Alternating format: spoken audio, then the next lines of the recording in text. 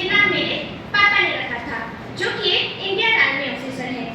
अम्मी बताती हैं कि उनकी डिलीवरी के समय जब दाई माँ ने पापा को बताया कि मेरे पैदा होने में बड़ी दिक्कत आ रही है, वैसे ही मेरे पापा सजदे में चले गए और ऊपर वाले से रोते हुए मेरी और अम्मी की सलामती की दुआ करने लगे।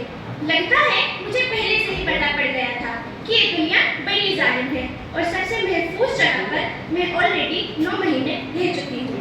फिर क्या था, मेरे पापा की दुआएं रंग लाई और 2 घंटे की कोशिश के बाद फाइनली मैं इस दुनिया में आ ही गई। पापा ने जैसे ही मुझे देखा अपनी गोद में ले लिया, प्यार से मेरा माथा चूमा और सबसे पहले मेरे कानों में अजान दी। उस दिन देश की रक्षा करने वाले उस फौजी ने मेरी जान की भी हिफाजत की थी अपनी दुआओं से। देखते देखते 2 साल गुजरे और मेरा छोटा भाई भी आ गया।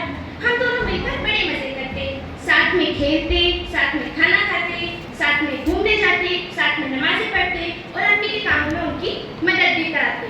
लेकिन हाँ, एक बात को लेकर हम दोनों में अक्सर लड़ाई हो जाती थी। वो कहता था पापा अपनी ड्यूटी की वजह से हमें ज्यादा वक्त ही नहीं दे पाते हैं और मैं हमेशा उसे यही समझाती रहती कि पापा के साथ गुजारे हुए वो थोड़े से लम्हे कितने खास होते हैं। दुनिया में न जाने कितने लोग हैं जो अपने माँ बाप के प्यार के लिए तरसते हैं। ऐसे में हमारे माँ बाप का हमारे साथ होना ही किसी बड़े खजाने के मिल जाने जैसा है। खैर, इस बात पे लड़ते लड़ते कब हम स्कूल से कॉलेज के लास्ट ईयर में आ गए पता ही नहीं चला। रोज की तरह एक दिन जब सुबह में कॉलेज जाने के लिए उठी तो उस दिन बड़ी अजीब सी बेचैनी होने लगी। पता नहीं क्यों, उस दिन तो मेरा कॉलेज में भी मन नहीं लगा। जब मैं और मेरा भाई कॉलेज से घर आए तो अम्मी ने बड़ी ठंडी आवाज में बताया, कल पापा आ रहे हैं। कल पापा आ रहे हैं? ये सुनकर हम दोनों को बड़ा अजीब लगा। क्यों? क्योंकि पापा तो कभी बताते ही नहीं आते थे, हमेशा हमें सरप्राइज दिया करते थे। मुझे याद है एक बार अम्मी ने बताया था कि कई बार पापा की छुट्टियां बीच में ही कैंसिल हो जाती है और वो नहीं चाहते कि हमारे फूल से चेहरों पर थोड़ी सी भी उदासी आए, इसलिए वो हमेशा बिना बताए जाते हैं। वैसे पापा को वो सरप्राइज देना ना बड़ा ही यूनिक होता था।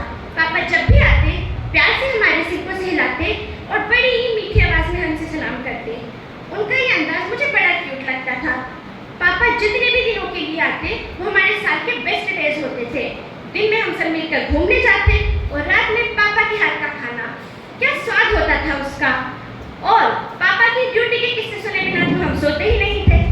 खैर, हम बड़ा खुश थे कि कल पापा आ रहे हैं, तो हमने सोचा क्यों ना इस बार हम पापा को सरप्राइज दें। तो हमने अपनी अपनी गुल्लक फोड़ी और अपनी सेविंग से पापा के लिए वर्ल्ड बेस्ट डेट की ट्रॉफी ले आए।